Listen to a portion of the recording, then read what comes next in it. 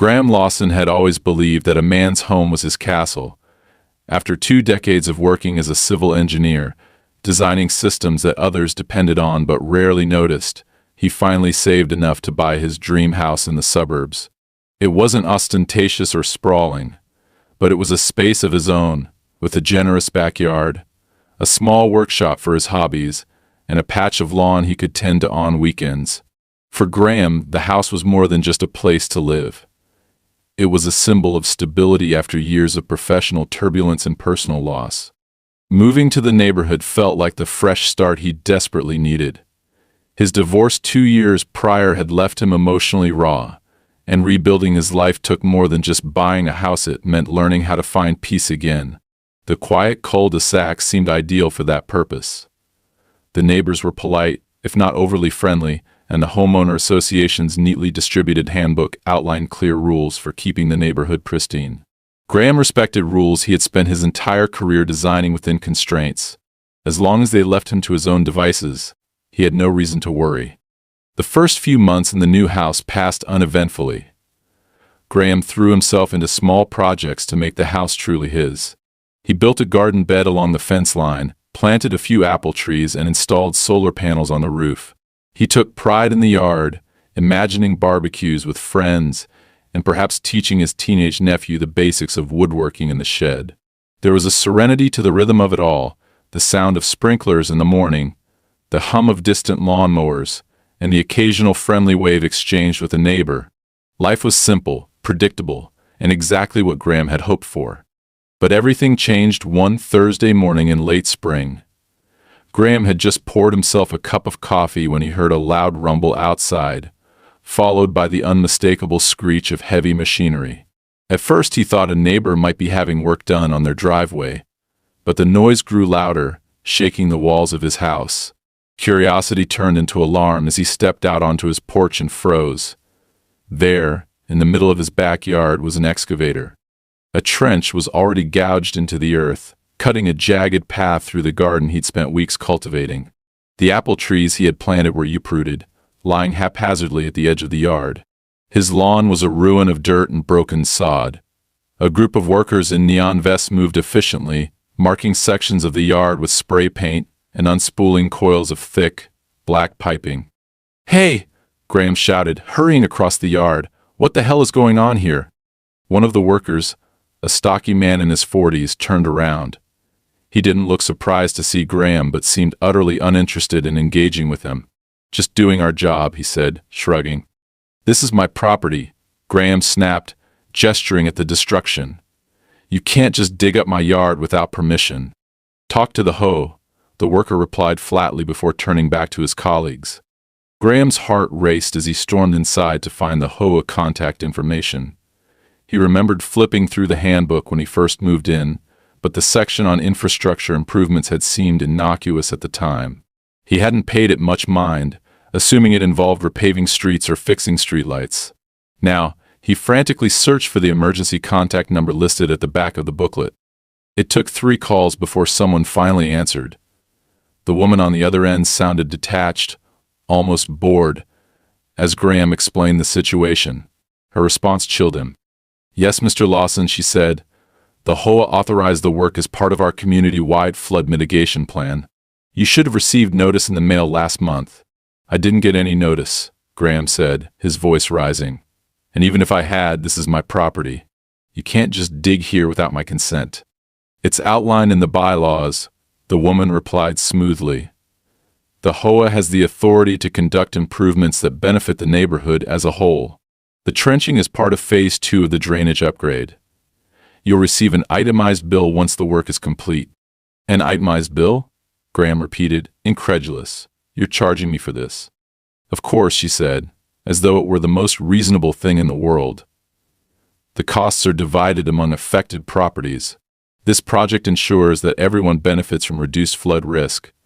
If you have concerns, you can bring them up at the next board meeting." The call ended before Graham could gather his thoughts. He stared at his phone, his mind reeling. Charging him for destroying his yard.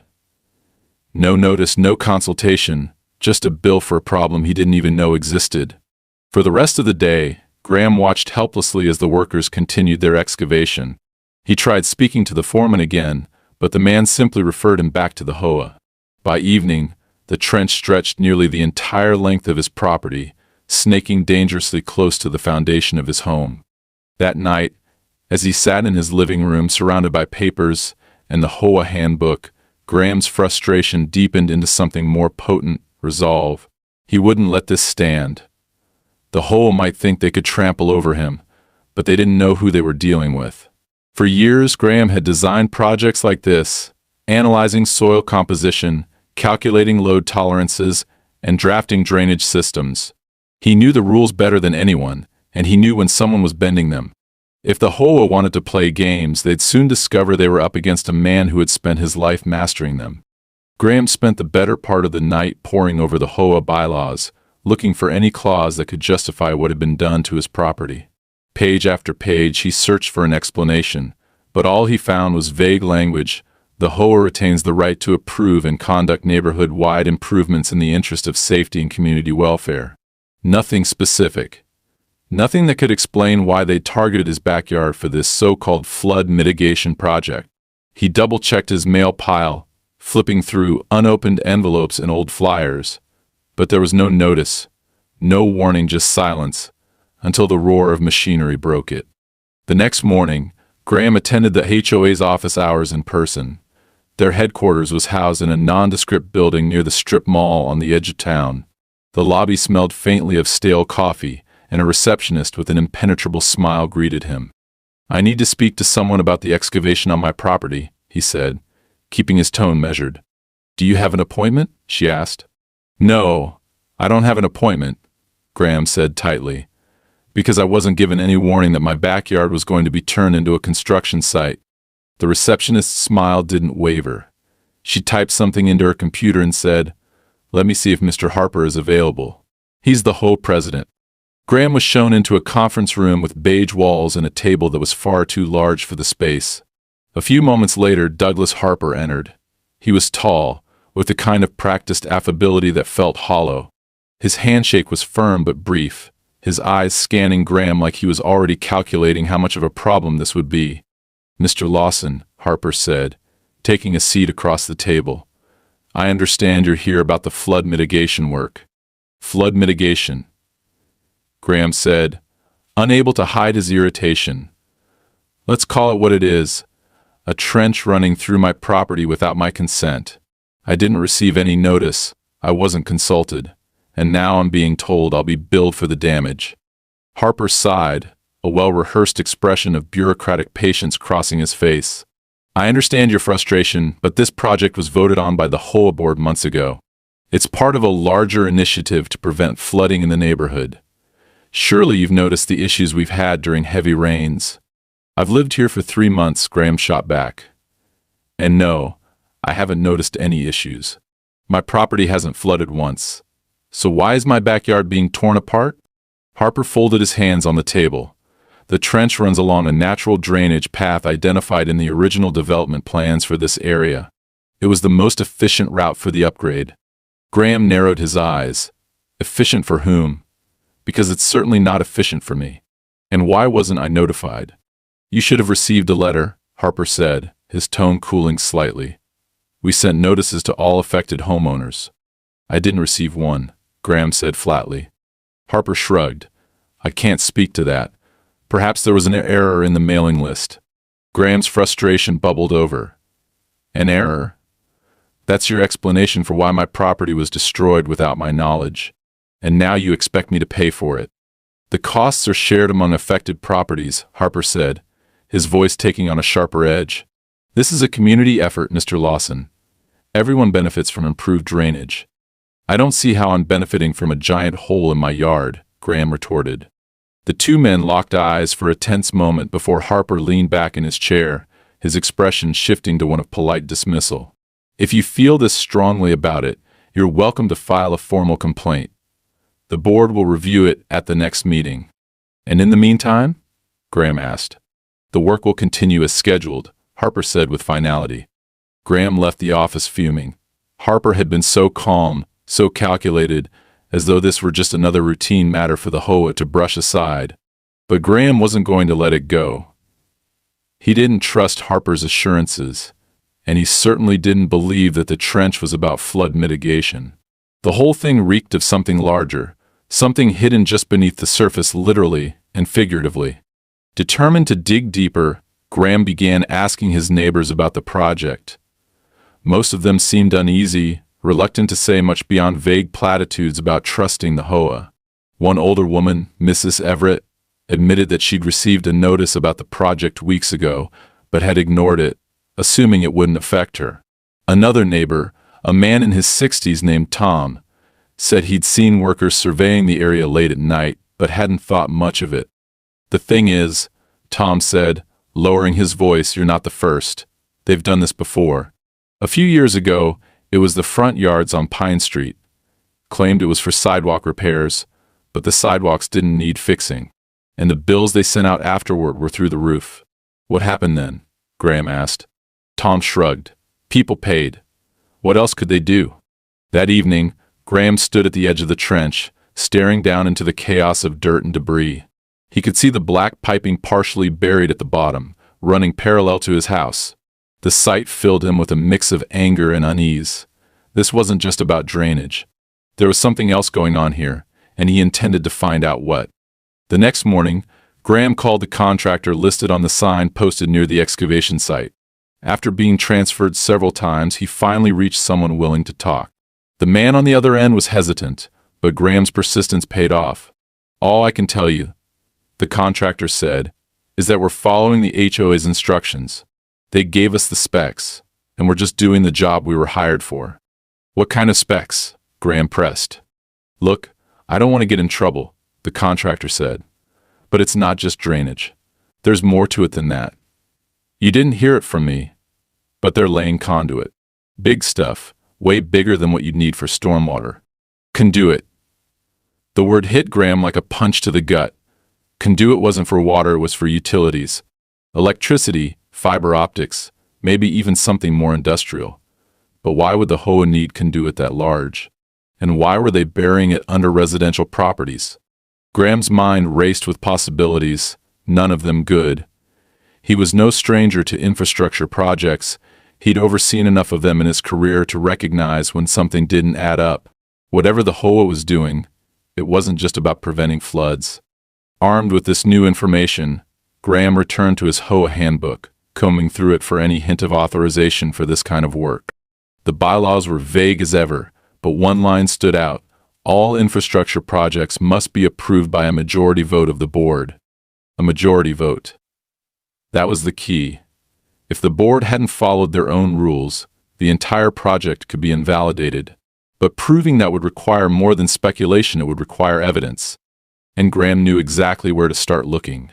Graham wasted no time after his discovery about the conduit. The pieces of the puzzle were beginning to fall into place, and what he saw didn't just concern him, it infuriated him. He wasn't simply dealing with an overzealous HOA project.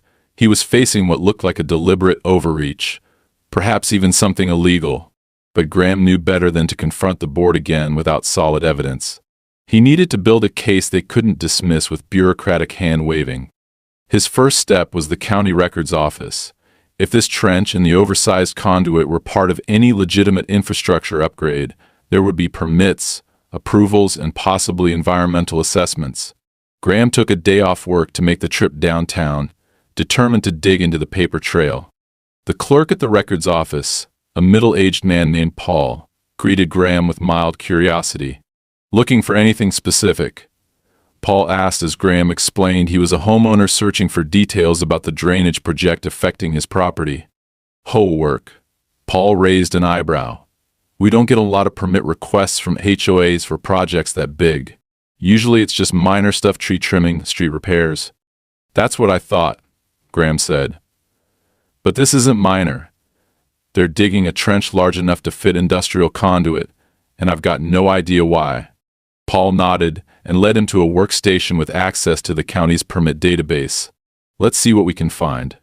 For the next hour, Paul and Graham combed through records.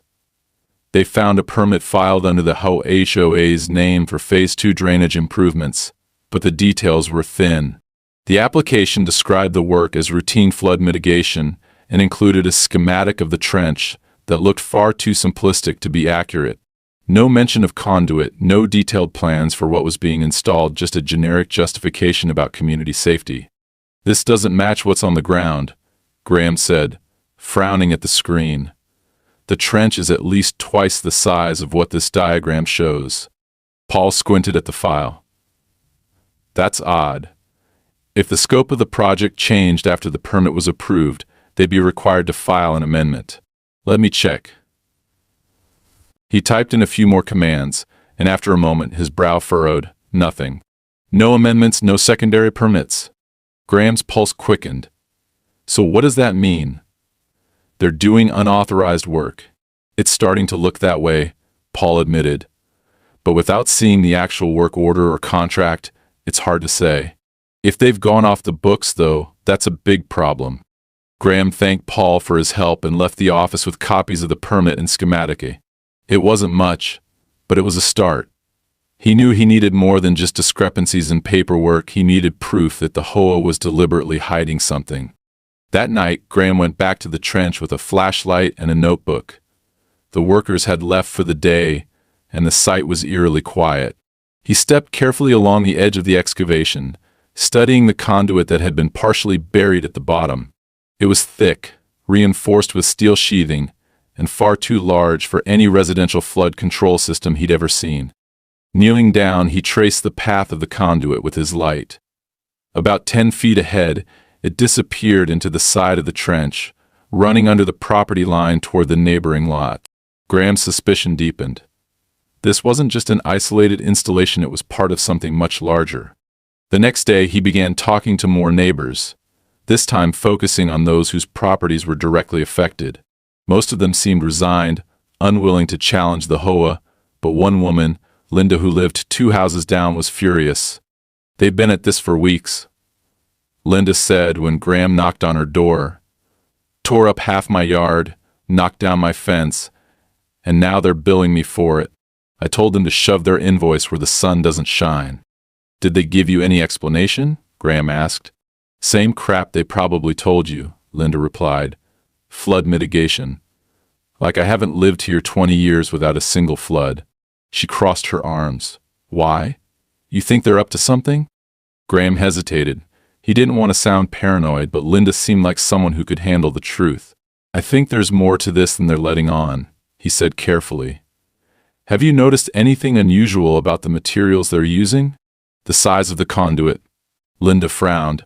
"Now that you mention it, yeah. I thought it was weird they're burying stuff that big. What the hell does stormwater need steel piping for?" "I don't think it's for stormwater," Graham said. Linda's eyes narrowed. "Then what is it for?" "I'm trying to figure that out," he admitted. "But I can't do it alone. If you're willing, I could use your help." Over the next few days, Graham and Linda began working together, gathering as much information as they could. Linda spoke to other neighbors while Graham focused on the technical side, mapping the path of the trench and documenting the materials being used. Together, they pieced together a troubling pattern. The trench wasn't just running through their properties, it was part of a network that extended across the entire neighborhood, connecting at strategic points that didn't seem random. Things escalated further when Graham received an official letter from the HOA. The tone was curt and unapologetic, stating that any interference with the construction would result in penalties, including fines and potential legal action. It was a blatant attempt to intimidate him into compliance, but it only strengthened his resolve. The final straw came when Linda called him one evening, her voice tense. "Graham, you need to see this." He arrived at her house within minutes. Linda led him to the back of her property, where the trench had been partially filled in, but something was sticking out of the dirt, a section of the conduit, damaged during the backfill. Graham knelt down to examine it and froze. The conduit wasn't just steel reinforced, it was labeled. Faint but unmistakable, the words Hazmat Protocol were stamped along the side, along with a serial number that didn't look like it belonged to be any standard utility company. "This isn't a drainage project," Graham said, his voice low. Linda stared at him. "Then what the hell is it?" Graham didn't have an answer. But he knew one thing for certain. The HOA wasn't just overstepping, they were hiding something dangerous. And he wasn't going to stop until he uncovered the truth. Graham sat in his living room late into the night, staring at the photographs he had taken of the conduit in Linda's yard. The words Hazmat protocol loomed in his mind, refusing to fade. Whatever the HOA was burying, it wasn't just oversized drainage piping, it was something that required specialized handling. But why would they install hazardous material infrastructure in a residential neighborhood? And why go to such lengths to hide it? The possibilities churned in his mind, none of them reassuring. Graham knew he needed help, but going to local authorities without concrete evidence could backfire. If the HOA caught wind of his suspicions, they might shut the entire operation down or worse, accelerate it before anyone could intervene. He decided to take the next step on his own terms, using the skills and knowledge that had defined his career. The following morning, he returned to the trench with a plan. Dressed in his old work boots and carrying a surveyor's kit he'd kept since his engineering days, Graham set to work measuring the excavation. He charted the dimensions of the trench, noting the precise width, depth, and trajectory. The HOA might claim this was a simple flood control system, but Graham knew the numbers wouldn't lie. The size of the trench far exceeded the needs of a residential drainage system, even accounting for future rainfall projections. He spent hours documenting the site, taking detailed notes and snapping photographs from multiple angles. As he worked, he noticed something he hadn't seen before: small orange flags staked into the ground at intervals along the trench. Each flag bore a handwritten code that seemed to correspond to specific points on a map. Graham frowned, realizing these markers weren't placed at random. They were part of a larger grid, carefully planned and methodically executed. That evening, Graham reviewed his findings in his makeshift home office. He overlaid the map of the trench with the schematic he'd obtained from the county records office, searching for discrepancies. It didn't take long to find them. The trench deviated significantly from the approved plans, cutting through private property in ways that weren't even hinted at in the original permit.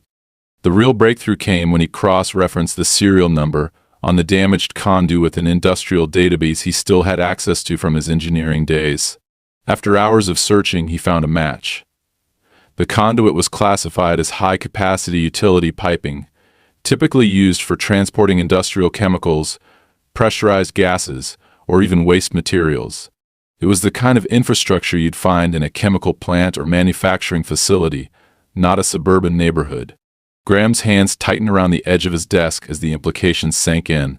Whatever the HOA was installing, it wasn't just illegal, it could pose a direct threat to the residents of the neighborhood.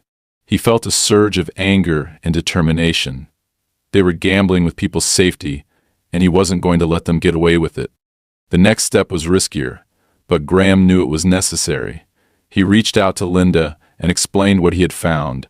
She listened intently, her initial skepticism giving way to grim resolve. Together, they decided to inspect the trench further before confronting the HOA. Late one evening, armed with flashlights and a borrowed utility camera, Graham and Linda made their way back to the trench. The workers had finished for the day, leaving the site quiet and undisturbed. They climbed down carefully, their movements deliberate and precise. Graham positioned the camera at the mouth of the conduit, feeding it through the narrow opening to see where it led.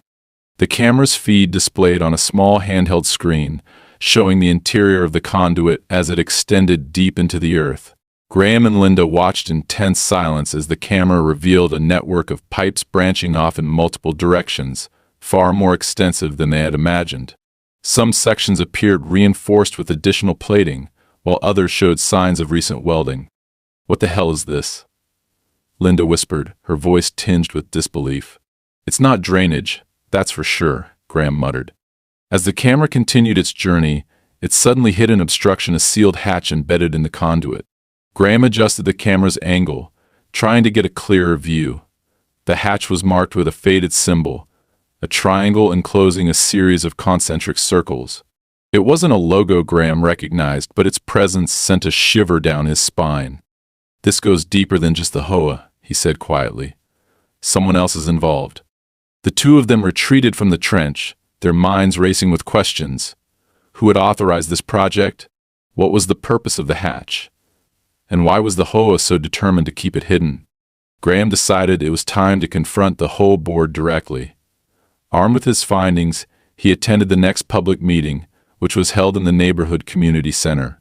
The room was small but crowded, filled with homeowners discussing minor issues like lawn maintenance and parking regulations. Graham waited patiently for his turn to speak, his stack of documents tucked under his arm. When he was finally called to the podium, he wasted no time. "I'm here to talk about the trench running through my property," he began, his voice calm but firm. Douglas Harper, seated at the head of the table, gave him a tight smile. "We've already addressed this, Mr. Lawson. The project is." "With all due respect, you haven't addressed anything," Graham interrupted. "You fed us vague explanations and refused to provide transparency. But I've done my own investigation, and I've found things that don't add up." The room grew quiet as Graham laid out his findings. He presented the discrepancies between the approved schematic and the actual trench, the industrial classification of the conduit, and the existence of the sealed hatch. "This isn't about flood control," Graham said, his voice rising. "This is something else entirely, and I think everyone here deserves to know what's really going on." Harper's expression darkened. "Mr. Lawson, I'd advise you to tread carefully. Making baseless accusations against the HOA serves no one." "These aren't baseless accusations," Graham shot back, holding up a photograph of the damaged conduit. "This is evidence. If you won't answer my questions, maybe the county inspector's office will." Harper's jaw tightened, but he said nothing.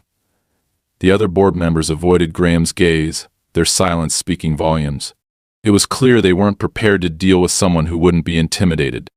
As Graham left the meeting, he felt a mix of victory and unease.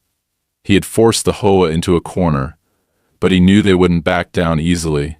Whatever they were hiding, it was big enough to make them desperate, and desperate people were dangerous. The following day, Graham received an anonymous note in his mailbox. The message was short and chilling. "Stop asking questions. You don't know what you're getting into." Graham crumpled the note in his hand, his resolve hardening. He didn't know who had sent it, but he wasn't going to stop. If anything, the threat only confirmed what he already suspected. He was onto something, and the people behind it were afraid of being exposed. With Linda's help, he began preparing for the next stage of his investigation. Whatever it took, he was going to uncover the truth, and he wasn't going to let the HOA, or anyone else, stop him. The note in Graham's mailbox didn't have its intended effect. If the anonymous sender thought they could scare him into silence, they were mistaken. It only deepened his resolve to get to the bottom of whatever the HOA was hiding. He wasn't just protecting his own property now, this was about the entire neighborhood. And if the conduit truly posed a threat, then ignoring it would put everyone at risk. Graham couldn't live with that. The next day, Graham met with Linda at her house. She had been just as rattled by the discoveries in the trench and was eager to help. They spread their findings across her dining table: maps of the trench network, photos of the conduit, notes on the permit discrepancies, and sketches of the mysterious hatch. "This isn't just about money," Linda said, staring at the evidence. "Whatever they're doing, it's big, and they're counting on us not asking questions." "They're making a mistake," Graham replied, "because I'm going to keep asking until I get answers." They decided to take their investigation a step further. Graham suggested they trace the trench beyond the residential properties to see where it led. If it connected to a larger network, that might reveal its true purpose. Linda volunteered to join him, and they set out later that evening, armed with flashlights, notebooks, and a portable GPS device to map their progress. Starting from Graham's backyard, they followed the trench along its path through the neighborhood. At first it seemed to wind aimlessly, cutting through yards and vacant lots. But as they mapped the trajectory, a pattern emerged. The trench wasn't random, it was converging on a single location, a fenced-off lot on the far edge of the neighborhood. The lot was one Graham had noticed before, but never paid much attention to. It was marked with a weathered sign reading "Private Property, a no trespassing," and the fence was topped with rusting barbed wire. Through the gaps in the fence, they could see a small structure that looked like an abandoned utility shed. "This is it," Linda said, her voice hushed. "The trench leads right here." Graham nodded. "And that shed probably isn't just a shed." They circled the lot, searching for a way in, but the gate was padlocked, and the fence was sturdy despite its age. Graham noted the location on his GPS and took a few photos before they retreated. Breaking in wasn't an option yet. The next morning, Graham tried to pull up records for the fenced lot. He dug through county property databases and municipal zoning maps, but found nothing useful. The lot wasn't listed under the HOA or any local business. In fact, it wasn't listed at all. It was as if the property didn't officially exist. This discovery raised even more questions. Who owned the lot? Why wasn't it recorded in public databases? And what was its connection to the trench? Later that day, Linda called with an update. She'd spoken to a few neighbors who had lived in the area for decades. One of them, an elderly man named Walter, claimed the lot used to belong to an industrial company that had gone out of business years ago. They used to manufacture chemicals, Linda said, relying Walter's story. Something happened, an accident, maybe, and they shut everything down. The land's been empty ever since. Chemicals, Graham repeated, his stomach tightening. That fit with the hazmat markings on the conduit. Could the HOA be using the trench to connect to something buried on that lot? As the pieces of the puzzle came together, Graham's frustration grew. He felt like he was circling the truth, but couldn't quite grasp it. And time was running out. The trench was nearly complete, and once the workers finished burying the conduit, it would be much harder to prove what was going on. That evening, Graham decided to confront one of the contractors working on the trench. He waited until the crew was wrapping up for the day and approached a younger worker who seemed less guarded than the others. "Hey," Graham called out. "Got a minute?" The worker hesitated but eventually walked over. "What's up?" "I've been trying to figure out what this project is really about," Graham said, keeping his tone casual. "The HOA says it's for drainage, but I've been around enough construction sites to know that's not true." The worker's expression flickered with unease. "Look, man, I just do what I'm told. They don't tell us much, anyway." "Maybe," Graham said, lowering his voice. "But you've seen the conduit. You've seen what's inside. You really think this is about stormwater?" The worker shifted uncomfortably, glancing over his shoulder to make sure no one was listening. "I don't know what it's for." "Okay, but I can tell you one thing, they're paying us extra to keep our mouths shut. And not just about what we're doing, but about what we've found." Graham's pulse quickened. "What you found?" The worker hesitated, then muttered, "Stuff buried down there. Old stuff. Pipes, tanks, maybe even foundations. They don't want anyone asking questions." Before Graham could press further, the foreman shouted for the crew to pack up, and the worker quickly walked away. Graham watched him go, his mind racing. That night, Graham and Linda regrouped to discuss their next move. The workers' comment about old stuff buried underground confirmed their suspicions that the trench was connected to the lot's industrial past. But proving it would require more than anecdotal evidence. "We need to get inside that lot," Linda said. "That's where the answers are." Graham agreed, but they both knew it wouldn't be easy. The fenced property was off limits, and any attempt to break in would be risky. Still, the thought of doing nothing wasn't an option. The following night, they returned to the lot, this time armed with bolt cutters and a plan. They waited until the streets were quiet, then slipped through the shadows to the fence. Graham cut the padlock while Linda kept watch, her flashlight switched off to avoid drawing attention. Once inside, they approached the shed, their footsteps crunching softly on the gravel. Up close, the structure looked even more decrepit, its metal walls streaked with rust. Graham tried the door, but it was locked. He pulled out a crowbar and pried it open, the metal shrieking in protest. Inside, the air was thick with the smell of decay and chemicals. The shed was filled with rusting equipment and faded warning signs, many of which bore the same triangular symbol Graham had seen on the hatch in the conduit. At the center of the room was a trap door, partially concealed under a rotting tarp. "This is it," Graham said, his voice hushed. Linda crouched beside him as he lifted the trap door, revealing a set of metal stairs descending into darkness. They exchanged a tense glance before Graham pulled out his flashlight and began to descend, Linda following close behind. At the bottom of the stairs, they found themselves in a narrow tunnel lined with reinforced walls. The air was damp and carried a faint hum, as though machinery were still operating somewhere deep below. Graham's flashlight illuminated faded labels on the wall's codes and markings that hinted at the tunnel's original purpose, but offered no clear answers.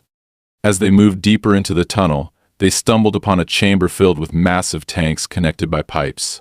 The tanks were old, their surfaces corroded, but a few still bore warning labels, "Toxic handle with extreme caution." "This isn't just leftover equipment," Linda said, her voice trembling. "It's active." Graham's stomach turned. Whatever the HOA was doing, it wasn't just illegal, it was dangerous. And now they were more certain than ever that they had to stop it.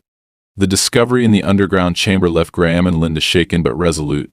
The tanks weren't relics of a bygone industrial era, they were still functional, still connected to something bigger, and whatever was in them posed a serious danger. Toxic chemicals, perhaps, or worse. The HOA wasn't just covering up a sloppy infrastructure project, they were actively facilitating something hazardous beneath their neighborhood. The walk back to their homes was silent, both of them lost in their own thoughts. When they finally parted, Linda whispered, "We need to end this, Graham, before someone gets hurt." "I know," he replied. "And I think I know how." Graham spent the next day assembling everything he had: maps of the trench, photographs of the conduit, notes on the HOA's permit violations, and now, images of the toxic tanks they had found beneath the shed. It was a damning collection of evidence, but he knew presenting it outright would be risky. The HOA board, led by the slippery Douglas Harper, would likely claim ignorance or try to spin the situation to avoid liability. Instead, Graham decided to force their hand. He began drafting a formal complaint to the County Environmental Protection Agency. With the evidence he had, it would be impossible for them to ignore the issue. If the HOA was illegally handling hazardous materials or engaging in improper waste disposal, the county would launch an investigation, and that would bring the entire operation to a halt. But before submitting the complaint, Graham needed to test the waters. That evening, he attended another HOA meeting, this time with Linda at his side. The room was tense, as word of Graham's previous confrontation had spread among the neighbors. People whispered as he entered, and even Douglas Harper's polished demeanor seemed slightly strained as he greeted the attendees. When the floor opened for public comments, Graham stood and addressed the room. "Once again, I'm here to talk about the trench project," he began, his voice steady. "But this time, I'm not here to ask questions. I'm here to warn you." The murmurs grew louder, but Graham pressed on. "I've been investigating this project for weeks, and what I've found is deeply troubling. The trench isn't for flood mitigation, as we've been told. It's being used to install industrial-grade conduit connected to a hazardous site at the edge of our neighborhood. This isn't speculation, it's fact, and I have the evidence to prove it." Harper's expression darkened. "Mr. Lawson, these baseless accusations are starting to border on defamation. I would advise you to choose your words carefully." "Defamation?" Graham shot back. "Would you like to explain the tanks I found beneath the shed on the fence lot? Or the Hazmat markings on the conduit your contractors have been burying? Because if you won't, I'm sure the County Environmental Protection Agency will." The room fell silent. Harper's composure cracked for a fraction of a second before he forced a tight smile. "I don't know what you think you've found, but I can assure you the HOA is acting within its rights. Any further disruptions will result in fines and legal action against you, Mr. Lawson." Graham smirked. "Go ahead, but when the inspectors come, let's see how long that smug attitude lasts." With that, he turned and left the room, Linda following close behind. As they walked into the cool night air, she glanced at him nervously. "You think he's bluffing?" "Doesn't matter," Graham said. "The complaint goes out tomorrow." The next morning, Graham filed a formal complaint with the County Environmental Protection Agency, attaching every piece of evidence he had collected. He also sent copies to a trusted environmental lawyer he had worked with during his engineering career, ensuring the complaint couldn't be buried or ignored. Days passed with no word from the county, but Graham knew these things took time. In the meantime, he noticed subtle changes in the neighborhood. The construction crews became less visible, working sporadically and only under cover of darkness.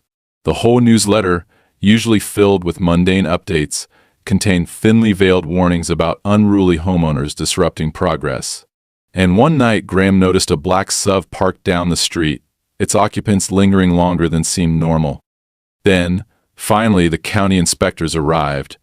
They showed up unannounced, armed with clipboards, cameras, and a mandate to investigate the complaint. Graham watched from his porch as they questioned the construction crews and began inspecting the trench. Within hours, they moved on to the fenced lot, cutting through the same gate Graham and Linda had breached days earlier. By evening, the inspectors had finished their preliminary investigation, but their grim expressions told Graham everything he needed to know. The next day, he received a phone call from one of the inspectors, confirming his suspicions. The tanks beneath the shed contained hazardous waste, likely remnants of the chemical plant that had once occupied the site. The HOA had not only failed to report the presence of these materials, they had actively concealed them, risking contamination of the surrounding area. The fallout was swift and brutal. The county issued a cease and desist order, halting all construction and launching a full-scale investigation into the HOA's activities. Douglas Harper, who had always carried himself with smug authority, was suddenly nowhere to be found. Rumors swirled that he had resigned and left town to avoid facing the consequences. For Graham, the victory was bittersweet. He had exposed the truth and protected the neighborhood, but the damage to his property and his peace of mind couldn't be undone so easily. The trench remained a scar across his yard, a reminder of the battle he had fought. But as his neighbors began to rally around him, offering their support and gratitude, Graham felt a flicker of hope. One evening, as he stood at the edge of the trench, he noticed Linda walking over. She handed him a bottle of beer and smiled. "You did it," she said simply. "We did it," Graham replied, clinking his bottle against hers. The battle with the HOA might have been over, but Graham knew the fight for accountability was far from finished. The scars on the neighborhood would take time to heal, but he was ready to help rebuild one step at a time. In the weeks following the county's intervention, the neighborhood slowly began to recover from the chaos the HOA had wrought. The construction crews disappeared almost overnight, leaving the trenches abandoned and the project in limbo. County investigators worked methodically, dismantling the remnants of the operation and documenting every violation they uncovered. The fenced lot, once shrouded in secrecy, was now an open site of investigation, with hazmat teams carefully extracting the tanks and testing the surrounding soil for contamination. For Graham, it felt like both a victory and a burden. The truth was out, and the HOA's deception had been exposed, but the scars they'd left behind, both literal and figurative, would take time to fade. His backyard was still a mess, a jagged wound where his garden and trees had once thrived. The sense of security and peace he'd sought when moving to the neighborhood seemed like a distant memory. The HOA, meanwhile, was in complete disarray. With Douglas Harper gone, the board struggled to maintain even the semblance of order. The remaining members resigned en masse as public outrage grew, leaving the organization effectively leaderless. Residents, many of whom had initially been passive or skeptical of Graham's efforts, now rallied together to demand accountability. A special meeting was held to dissolve the existing HOA structure and elect new leadership, with Graham and Linda both nominated to oversee the transition. Though reluctant at first, Graham eventually agreed to take on the role, recognizing the importance of rebuilding trust within the community. "If we're going to have an HOA," he said at the meeting, "it needs to work for the people who live here, not against them." His words were met with applause, a stark contrast to the skepticism and hostility he'd faced just weeks earlier. The cleanup of the hazardous waste was slow but thorough. County officials assured residents that the contamination hadn't spread beyond the fenced lot, though the revelation of how close they had come to disaster left many uneasy. Graham stayed closely involved in the process, leveraging his engineering background to help ensure that proper protocols were followed. He also worked with Linda and a group of neighbors to petition for stricter oversight of HOA activities at the state level, hoping to prevent similar abuses in other communities. One afternoon, as the last of the toxic tanks was hauled away, Graham stood at the edge of the trench in his backyard. It felt strangely quiet without the constant noise of construction, but the silence was welcome. Linda joined him, carrying a set of blueprints she'd picked up from a local contractor. "You're really going through with it?" she asked, glancing at the plans. "Why not?" Graham said, smiling faintly. "If they're going to leave me with a trench, I might as well make it useful. The blueprints detailed a plan to turn the ruined backyard into something new, a terraced garden with a rainwater collection system, a nod to the very flood mitigation the HOA had pretended to care about. It would be a long project, but Graham liked the idea of transforming the mess into something productive, something that reflected his own resilience. As the neighborhood began to move on, Graham noticed subtle changes in the way people interacted. Neighbors who had barely exchanged a word before now stopped to chat, sharing updates on their lives and offering to help with each other's yards. The shared experience of exposing the HOA's corruption had forged a sense of community that hadn't existed before. The first official act of the new HOA board was to implement sweeping reforms. Transparency became the cornerstone of the organization, with regular updates, open meetings, and detailed financial reports shared with all residents. Graham and Linda also spearheaded an effort to audit the HOA's past activities, uncovering additional instances of mismanagement and questionable spending. By the end of the year, the neighborhood felt like a different place. The scars left by the trench were healing, both physically and emotionally. Graham's backyard was slowly coming together, and the apple trees he'd planted months ago were showing signs of new growth. It wasn't the future he'd envisioned when he first moved in, but in some ways, it was better a future he had fought for, one rooted in accountability, resilience, and the strength of a community united. On a cool autumn evening, Graham hosted a small gathering in his backyard, inviting the neighbors who had stood by him through the ordeal. As the sun dipped below the horizon, painting the sky in shades of orange and pink, he raised a glass and looked around at the group. "To new beginnings," he said simply. The neighbors echoed his toast, their voices warm with gratitude and camaraderie. For the first time in months, Graham felt at peace. The battle had been long and grueling, but it had been worth it. He had fought not just for himself, but for everyone who called the neighborhood home. And in the end, they had won.